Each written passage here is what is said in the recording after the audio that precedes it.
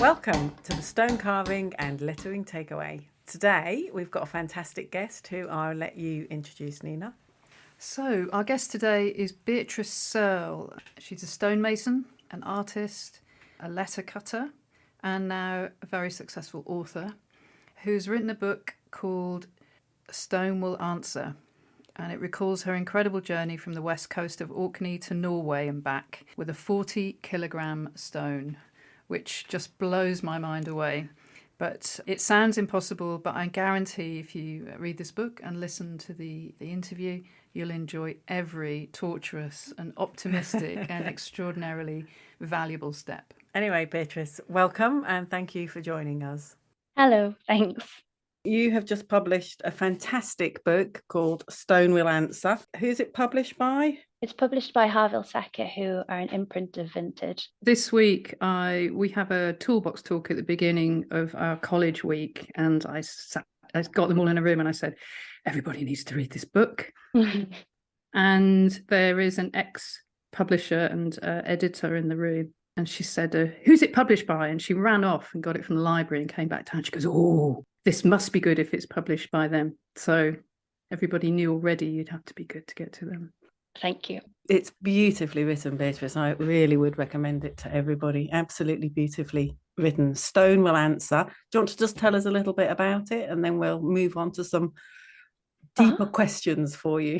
Well, it's the story of my 1,300-mile journey across the North Sea by sailing boat, and then along a medieval pilgrim path and back again with a 40-kilo Orcadian siltstone in tow behind me. That's the kind of central narrative, but within that central narrative there are other stories going on from other worlds and other times, and within that journey there are multitudes of journeys happening, but the most important of which is my kind of ever-evolving unconventional relationship with stone and my understanding of it. And it changed your understanding of stone, that journey, didn't it? Yeah, massively. I think what I've been accumulating since I started to look and understand and work with stone is a kind of stony model for everything that I do. So I've known stones to be resilient, to withhold. I've known stones that soar, stones that kind of yield, stones for latching onto, stones for journeying, stones for understanding and carrying weight. I've worked in cathedral masonry workshops. I've made sculptural work. For me, it was important to understand stone in as many and as varied ways as possible, and to kind of align myself with it when I felt that there were lessons that could be learned for me, models for, lessons for my life or different ways of me understanding my life. Straight in at the deep end, didn't we? I love it. I absolutely love it. I love the fact that at the beginning of the book you talk about your introduction to workshops and characters in workshops, and how your initial excitement of finding something that's resilient. I love the story of you going off with a suitcase to get your lump of stone into a back like tennis court yard or whatever it was. Yeah. And from there ending up into a kind of brotherhood of local masons, and that kind of experience of learning a new language, of communicating with people who are invisible to the built environment in a sense. They're out building, but they're also in workshops around the country building their own. They have their own language and their own skill, and people are like, oh, people don't do that anymore. And of course there's thousands of masons in yards across the country, and there you are, you voluntarily drop yourself in the middle of that. Yeah. And juggle ego and the difficulty of a new skill and learning to make relationships with people. And I absolutely loved the familiarity of that. If anybody who doesn't come from maybe a building background, who would naturally progress through school into an apprenticeship, anybody who's tried to penetrate that kind of community will recognize all the things that you have to do to kind of, so that you feel validated in that environment and make people believe that you're serious, I think, as well. Yeah. And when you moved on to the cathedral workshop, the way you talked about the daily routine, and I loved the little bit about, the antsy bit at about 10:30 or what have you, when someone will make a stupid noise. And for me, it was just so familiar, you know, that little valve that goes off you're making, and that tiny little valve brings you back out from the inside making world into the space that you're in with the community you're in. I don't think I've read anything so real and sympathetic and empathetic about this community of people across the country. Oh, crikey, that's such a lovely thing to say. Well, but I feel a lot of love for that community. I feel very warmly towards it. And the people that I encountered early on who were hugely different to me, and we had a few knocking our heads together moments. And, you know, there's a description in the book of me sort of having a bit of a tantrum, actually, while storming off and expecting that somebody would follow to check that I was okay.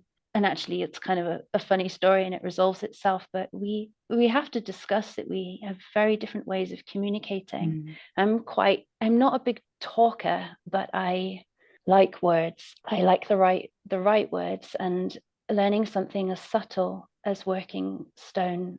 And I encountered at the cathedral a really fantastic German master mason who had a way of describing things that made sense to me. But previously on stone yards, it was the doing. I had to learn by watching the doing of things. We kind of had to hash that out a bit before we find. I was thinking about this yesterday, actually, maybe because I've been taught by some extraordinary people, and my understanding of lettering, my lettering training has been on occasion really ruthless and rigorous and fantastic. And I wondered if actually part of learning something, the initial part of learning a skill is done by the student on their own. They have to make themselves available to receiving the lesson in whichever way it's coming for them. And that's not actually something the teacher can make them available or open to. We kind of have to do that shift, that adjustment at the beginning ourselves, to make ourselves ready to receive in whatever form it's coming. That is such an interesting comment. It's a beautiful way of putting it, actually. I've always wondered when you teach because quite often when you teach people, you encounter a lot of resistance to what you have to say. And I don't always understand what the resistance is, and also how to deal with it. I feel from the other side as a teacher, trying to remove the resistance so that the person is receptive to what you have to say is almost like that's what you're about. That's what the teaching is about. Once you've opened up that bridge that knowledge can exchange through freely. But sometimes that's the heart. What do you think, Nina? I think I'm going to go back to Beatrice's book, and I'm going to read a tiny one line. It's a quote from Jacob Bronowski.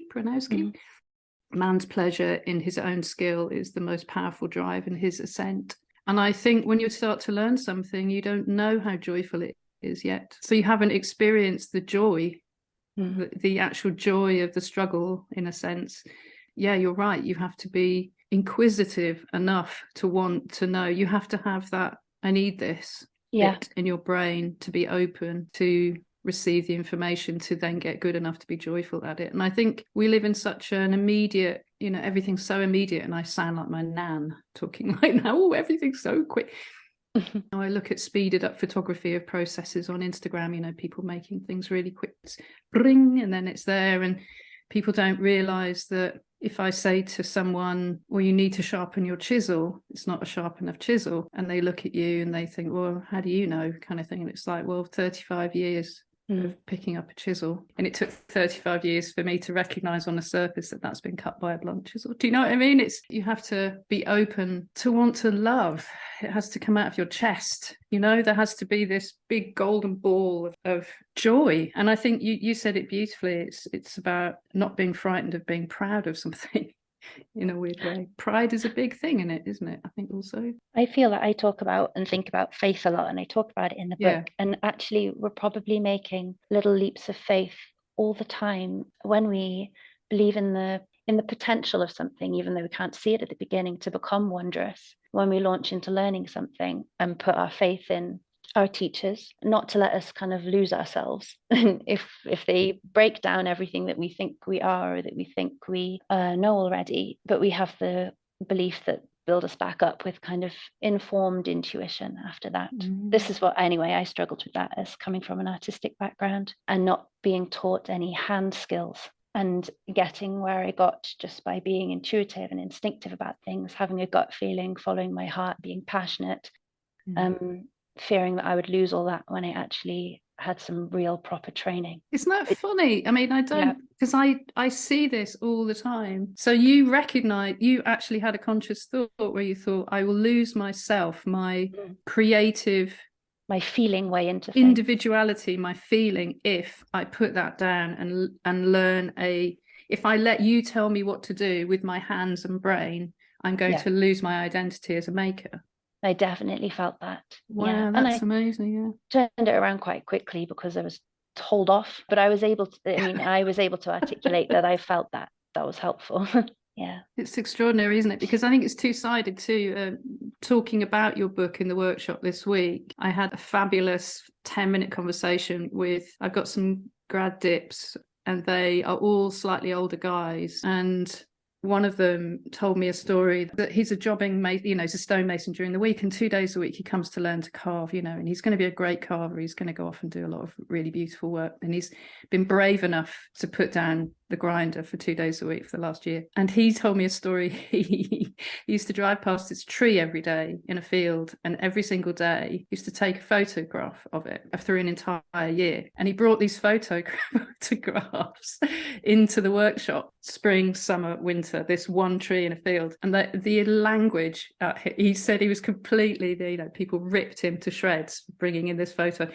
And he's a man who's found his creativity a little bit later in life, to be vulnerable enough to kind of go, wow, look at this, in that kind of environment. And every single one of us had a story like that, where we'd had to battle against perhaps bringing our creativity into the shop, and struggling with that. And that's brilliant. In a way, I'm just so relieved that you've felt that too, in a sense. And you come out the other side of it, and you're reveling in it, in your creativity and your individuality, and you've gone through that journey, which has armed you with a language and an understanding of something that now you're kind of flying with your work. Yeah, rich, much richer as a result. That's fantastic. It's a great description, to feel rich, isn't it, in life through your work. Yeah. What have you got? Have you got anything lined up next for yourself that we might hear about? Well, I'm still working out, I think always, I'm kind of looking forward to finding out what's next, actually. But having been writing, I'm really keen to have a period of making, to do collaborations that I've been aching to do for ages. For me, it's so writing a book, definitely, it required me to articulate things that I had felt very, very deeply, but not had the right words for, and I had to find the right words for them. And having done that, I'm never going to kind of forget or lose the immense communicative power of words. So, and now I'm very interested in finding the right words and the right sculptural form, and seeing what comes of letting those things carry each other. So we'll see. I think it's so you live in Scotland now, don't you? Yes, you're in Scotland now. Fate deposited me in Scotland, kind of among the hills, and I live in Perthshire. I actually live in a seismic village where the stones are shifting, right on the Highland boundary fault. Amazing. Yeah. Amazing. One of the things I've always found fascinating about you and your way of working, Beatrice, is that I think you're very unusual in a fine, skilled maker doing letter carving and fine carving, because it's very much about the detail. And I know a lot of people with that skill, and me included, find it very difficult to look up and see the bigger picture. But that seems to come really intuitively to you. So you have this affinity for detail combined with affinity for the big picture and landscape. And I wonder how it took me a very long time to even understand that was a thing, that 3D wasn't just a small object in front of you, but 3D was actually the landscape and the environment that you existed in. But you seem to have that understanding instinctively, and I wonder where it came from. Are you not even aware of that as an unusual quality? I don't know. I think it maybe comes from a lifetime of storytelling and being encouraged to imagine and play and look widely. I also think, I mean, as a child, being encouraged to do those things, having a kind of having a lot of other worlds on my radar, I guess, and understanding very young the immensity of things. I do a lot of hill walking and try to go to sea from time to time and things like that. And I also don't do things fast. So I go on with living the rest of my life, I suppose, which requires zooming into some things and then zooming out of others to get a sense of the bigger picture. So I think it's just because I'm not very good at doing things in haste that happens. And if that does happen, if I do have an affinity, did you say, for detail and for wider things, then I'm immensely happy about that, because lots of the writers that I admire and people that I believe have that, I'm sure I've been influenced by them as well, by my proximity to them. I think to look at stone, to work or cut stone without an idea, you talk about it in the book, about where it came from, what its origins were, and how you talk about the fact that it never sits still. I love the fact that you referenced, I forget the Greek god, but the guy who rolls the hill up Sisyphus. The board, yeah, Sisyphus up and I'd never, what a fabulously positive way of thinking about that. Actually, by rolling it up and down the hill all the time, you're actually making it smaller.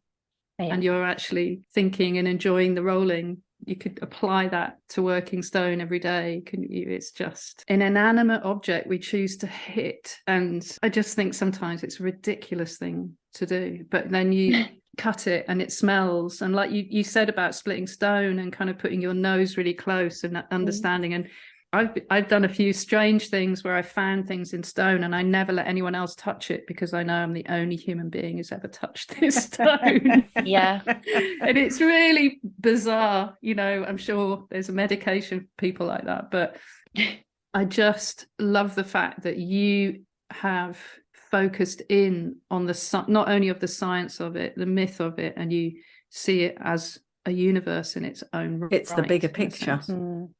And I think that's so important for anybody who works in a natural material. I really do. Intrinsic. And it's very hard. Sometimes people just get stuck in there. They order the stone, it arrives on a pallet, they cut, they go home, and they've got no idea where it comes from, or how it's, I don't understand what's the difference between quarrying and mining. And I'm like, oh my God, come on. I think my training was, or maybe not my training, but my personality was definitely more geared towards that. There's a bit of stone, I'll cut it. I think it's very easy, particularly with lettering, which is so detail orientated, to just zoom in and zoom in and zoom in on them, like a minute variation in the quality of line somewhere. I think lettering's particularly easy to focus in and not look at the bigger picture. And I took me a very long time to learn to look up. I think you have to, with carving, if you don't look at the bigger picture first, it's like trying to draw a face with a big piece of paper in front of the model with a tiny little hole cut in it. And then you're looking at an eye and you carve an eye. Then you look at a nose and carve a nose and look at a mouth. And you're never going to get a three-dimensional image that looks like that way. You have to look at the whole, and then only then look at what makes up the whole, in a sense. And I think maybe with carving and masonry, I think the beauty of masonry, I think, is it's a team effort and it has a purpose, but it also has an individual purpose, but also a schematic purpose that's really, really important. And sometimes the tiniest detail you get caught up with on your banker, the chipped arris or the slightly wobbly, molding, you put your ruler on it and suddenly, that's not a bee's knee, is it? That little gap. Or the fag paper underneath your ruler, and suddenly it's on a pallet of 100 stones in the wall, and then why does that matter? Overall, you're all working to the bigger picture, aren't you? One collective, bigger thing. I agree. I hadn't even thought when you asked me the question about the cathedral, but of course we're a team, and then what really counts is the coming together of all of the stones. And the decision, I love the description in the book about, I think it was particularly the one in Norway, but the need to continually, only fools and horses triggers broom. Do you know that? Yes, yes. I do. So I've had this broom 10 years. It's had 4 new handles and 3 new heads. And that's what a cathedral is, isn't it? It's like constantly being changed and renewed and saved. And I love the fact you've just made an analogy between a cathedral and triggers broom. Hey, don't knock it. Don't knock it, man. That'll go down. And, you know, took years to me to work that out. I would like to ask Beatrice, in all of the interviews you've had about the book or your practice or all of it, is there stuff that people haven't asked you, or things you're like, why aren't you asking me about this? You know, or I'd really like, you've missed the point, or is there something that no one's actually asked you? What's nice about today is that you and Charlotte have both read, if not all of it, a lot of it. But it's actually only been published for a month. So I've done talks, interviews with people on the whole who haven't read it, who've just read a summary. And it's hard to have an in-depth conversation because it's a tricky book to describe. It's a friend of mine described the book as being on a bit of a journey itself. I think it was. It doesn't quite know where it belongs. Is it memoir? Is it travel? Is it art? Is it Norwegian travel, Scottish travel? It's kind of, I think I'm always grateful for the opportunity to talk about. I hope that people get from it that there was a kind of personal transformation going on for me on that journey. And in many ways, I said in the book as much as I kind of want to say. And the writing of the myths, of course, protects me in some way from revealing more than I want to. But Sisyphus in love with his boulder, the girl that becomes the first sea mason, the weight carrier, the girl that does the petrifying deal with the gods, you know, these are all of those characters kind of carry with me on my journey. So I'm 26 at the time of doing it. It's 2017, and I am inhabited by all of those characters. I hope what has not been possible to kind of say that before. I think if you've read the book, it's hopefully clear. We talk about in interviews, you know, previously, practical, you know, the practical details. People are interested in the training required, the physicality of it, all of which is hugely important for me. And I think as a sculptor, it's not a big leap to move from, I mean, we make the emotional physical anyway, don't we? And our jobs are at times incredibly physical, and you have to have a tenacity to continue with discomfort on some, when you're carving things, you are the one that has to move sometimes. So I think your book is a daily description of the daily struggle of anybody who works with stone. Like the walking day, those chapters of you lifting and struggling and being at 90 degrees to the soil to try and get up hills, to that terror of something dropping and damaging, and the overall feeling of like, don't let the stone, of all things, I'll rip my back, but don't let the stone break, don't let the stone disappear. I'm not leaving it. I'm not leaving it. I think are familiar feelings actually to anybody who works with something as unforgiving as a lump of stone that weighs more than your own body. And I think I read those in a particular, I read the journey descriptors as a diary entry from your day. I loved the punctuation of the myths in between, because that gave me a moment to reflect on moments in my own career or my own working day where there's a piece of stone in the back of someone's car and it has to get into the studio and there's no one else to get it out, and I don't want to hurt myself, to, you know, just your general handling of these materials. But I think for me, the myths and the storytelling in between are a beautiful way of breaking up and allowing you to have a moment to pause on the sheer impossibility of the task that you're describing. Yeah. And I was really grateful for those. Not grateful, I really look forward to them, because I needed to like some of the stuff you described, they're quite horrific things, you know, emotionally and physically unbelievable things that you went through. And then to compare, you know, like you say, you quietly allow us a moment to kind of absorb that information by giving us a different way of looking through the myth.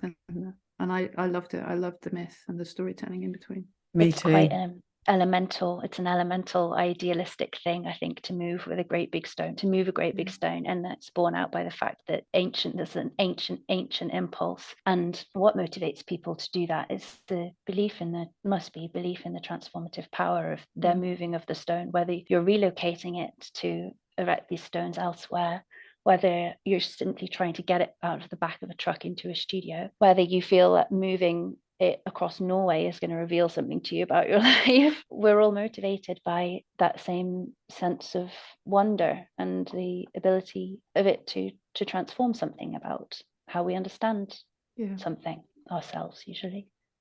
I went to Vesley last year And I've looked at that building since I was probably about 10.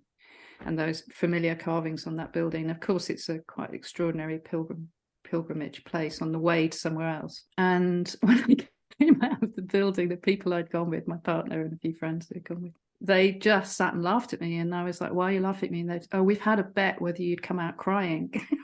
Mm. And I had to stand on the porch and kind of compose myself, because I could still do it now, the emotional impact of that building. And I had a conversation with a friend of mine who is, in a formal sense, a very religious person. And he's like, I just don't understand why you're not a religious person. And I was like, that's not what moved me in the building.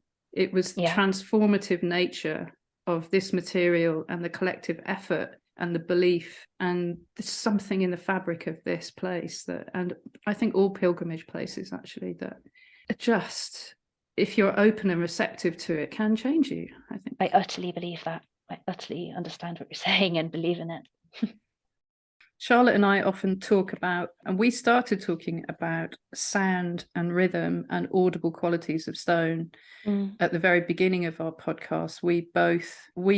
Charlotte and I could probably be in a very large room of makers and recognize each other's cutting noises. Oh, wow. That's a very beautiful thing, I think. And you talk about it, and I wondered if that plays a part in your processes and your art as well. Oh, if you and Charlotte were each cutting a letter, or do you mean as a carver and a letter cutter, your movements would be different? Or I think as makers, we can recognize when we teach and one of us takes the chisel out of someone's hand, and has a go. It's like instantly, it's like someone else playing the piano. Yeah, I love that. It's extraordinary. That's incredibly poetic and true.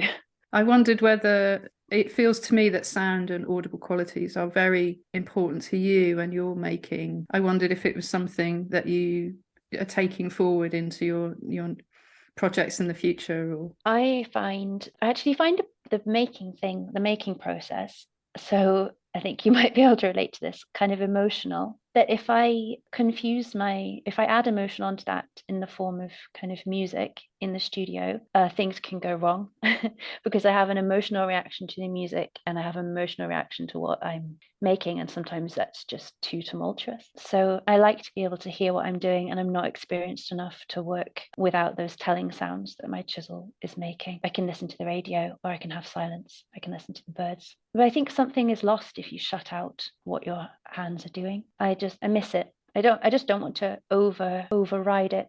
Sometimes in the cathedral, the extractor fan would go on, which would just kind of lend a flat, dull drone sound over everything. And at that point, there wasn't a lot of point in persisting with trying to hear my chisel. So the ear defenders of the music would go on. But left to my own devices, I would much, much rather hear what's happening. I like to hear. We've both said before, we can listen to voices, but I can't listen to music and carve most of the time. And if I do ever have music on, even if I'm working and I'm drawing and I have music on, I reach a point where I actually don't hear it. So if the record, well, we don't not have records anymore. If the music stops. You're so old. When you put down your Victorian bustle and turn off that record player. When the music stops, I don't notice that it stopped because I'm completely in a different zone. I can hear the noises that I'm making because they're part of the information we're receiving as part of the making process. And that sometimes is just the sound of the pencil on a piece of paper, which I get a great joy from. But it's funny how your senses can just cut off the irrelevant stuff as well if it's in the background. Yeah, it's very reassuring, isn't it, actually, to know that your brain can do that.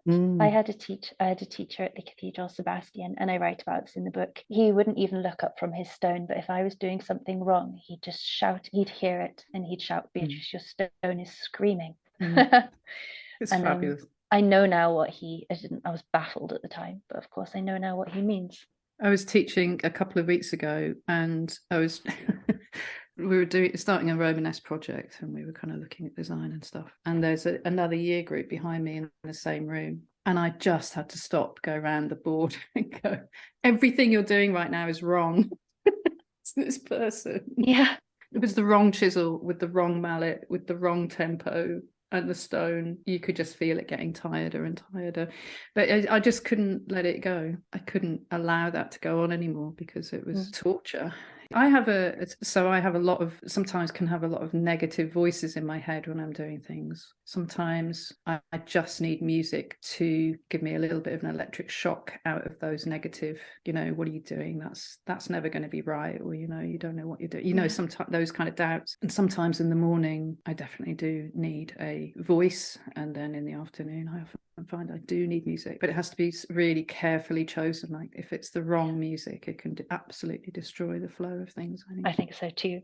I also sometimes think somebody's crafted this music in the way that I'm kind of crafting this stone, or attempting to, and I'm just kind of riding roughshod over it by not giving it the proper attention that it was crafted to command. I've got a blacksmith next door to me, and he's got a gas-powered hammer on a piston. And he said to me, "Oh, it's going to be quite noisy sometimes. I'm sorry, blah blah blah." And it's so wonderful. It's like my workshop's like being in the bottom of a big steamboat. There's this kind of boom, boom, boom, boom, boom, boom, boom, boom going, and it feels like you're in the bottom of this boat on this brilliant journey. And that kind of noise, it's just superb. I love it. And I'm like, "Oh, is the steam hammer going on today? What time's the steam hammer going on?" He's like, "Oh, you're insane. You're absolutely industrial insane." noise. Yeah, to an extent. And Charlotte and I have spoken about dancing with the stone. Ooh. So Charlotte loves a little trolley with wheels on that you can kind of move around the floor, and she does this crazy lettering dance where her elbows are in the air, but she can do S shapes with her hips. What it is when you cut a letter, it requires a great flexibility in your body because of the twists and turns your body has to make around the curves. Even when you're doing little tiny letters, the curves are still there. Online, Charlotte is now dancing in her studio. And so if you have to sit very low because the stone is too big to stand up, it's much harder to move with a static bum. So if you sit on a little dolly, then you can swing your bum from side to side, and it actually really helps you go around the curves that you're cutting. I don't know if you've come across that. I said to a student this week, you cannot sit down and do masonry. The masonry gods will curse you sitting down. You cannot. You have to be moving. It can't move. You have to be moving all the time. I was always told to move yourself, not the stone. Move yourself. Sometimes with lettering with the bigger stones, you just physically can't get them high enough to stand on the very bottom lines. So you can end up working really low down to the ground. It's incredibly uncomfortable, maybe 6 inches off the ground. The wheels really transform cutting down there. I remember my working stone movement is I'm quite mobile also, because I'm quite small. I have to climb up on my banker often. So I did a lot of balancing on the crossbar of my banker, climbing up on top of it. It was a kind of high wire act. Dangerous, but rewarding. I love it. I love the image of you kind of like squatting on top of an enormous stone on a banker full of people, a workshop full of people. So you have a studio / workshop at home? Yeah, well, it's a garage, but I just call it the studio. Brilliant. It is a studio, Beatrice. It is now. It is a studio. Yeah. And is it connected to your home? Do you leave home to go to work, or is it? No, I just walk across the garden. Brilliant. It's wonderful. The place you're staying or you're living, that you intend to be there for a while, so you can put roots down in that area. And I really hope so. I've planted trees, and fantastic. I'm going to dig a pond and have a beehive. So I really, really hope so. I read recently the article you wrote about the rewilding of part of with the beavers. Oh yeah. Which I absolutely loved, because I'm in Norfolk, and the reintroduction of beavers on the Broads, etc. There's been a bit of resistance about that. But I love the fact that people are like, oh, it's just like the Somme, it's just like create this mess. But you describe so beautifully the biodiversity that will come from almost kind of like enforced destruction comes this explosion of life. Exactly. I really love that. I love that. Like burnt earth being so, the most fertile place for new shoots to spring up from. If you don't mind your forest going from vertical to a bit horizontal, you'll find that you've still got a living, thriving forest. Yeah. It's just that the beavers have kind of angled it differently. I love it. Beatrice, what's your background with encouragement and things that have helped you move forward with your love of language and making? I went to school in Cardiff, so we had the Eisteddfod, and there was always the kind of, bard writing, well, not bard writing, poetry writing, bardic competition, and then there was handwriting competition. It was a big deal for me. I think I am ambitious. And I think that I was really encouraged to be ambitious, mostly by my dad. And when I had ideas for sculptures that were really quite vast or complicated, he would always dedicate the entire kitchen and an immense amount of his time and all his kind of practical know-how to helping me realize those things. And if I wasn't kind of thinking big enough, I could be pretty sure and certain that my dad would be. So, scale it up, add this element. Have you thought about this? Wow. So literally, So- let's put the dinner aside. Let's just make this. Get it out. What do you want to do? lucky Let's me. get this out. God, that's That's amazing, so actually. fantastic, isn't it? Yeah, just like that. A real enabler. Well, he certainly Yeah, has, to make because things you've possible. done the impossible and written about it, quite frankly, haven't you? Beautifully. Thanks, Yeah. Dad. Thanks, Dad. Yeah. Shout out to my dad.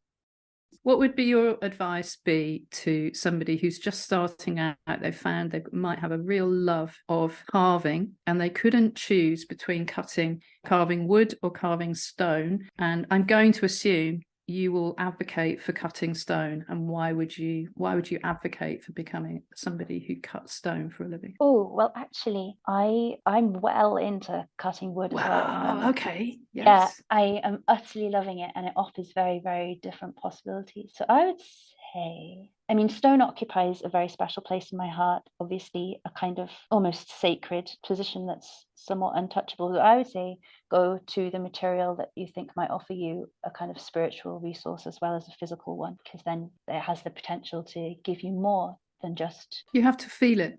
Go with the one that gives you the joy. And the right material for the piece that you're making as well. I am not loyal to stone at the expense of all other things. If stone isn't right for communicating what I want to, then definitely prepared, kind of required to look to other That's materials. really nice advice. I think don't be No, it is. slave It to is. anything. Quit while I'm ahead in terms of doling out advice. So for anybody who'd like to read your book, Stone Will Answer by Beatrice Searle, you can get a copy from all good booksellers, or you can buy it online. You can download it digitally, and we'd really recommend it. Physically, it looks beautiful. It's got a really lovely cover. Can I ask who did the cover? An American artist called Jessie Stone. Jessie Stone. That's really. Yeah. I can't take any responsibility for a little bit, but I was asked for my opinion, but the design team at Harville have done an amazing job, I think, on the Yeah, book. it's beautiful. Physically, it's a nice object, isn't it? Well, it just remains for us to say thank you ever so much for coming on. It's such an honour to have you here. And Thanks for having me. It's really been a riot of fun. Well, thank you ever so much. So before we go, what we'd like to ask everybody to do is, if you are enjoying our podcast, The Stone Carving and Lettering Takeaway, hit subscribe. Absolutely. And keep listening to us. And then Go to the YouTube channel. Our YouTube channel is Abraxas Academy, which is ABRAXAS. Abraxas Academy, and we've got some videos. We'll keep uploading information and things about ourselves and our workshops and our work. And then if you'd like to get in touch with us, it's info@abraxasacademy.co.uk.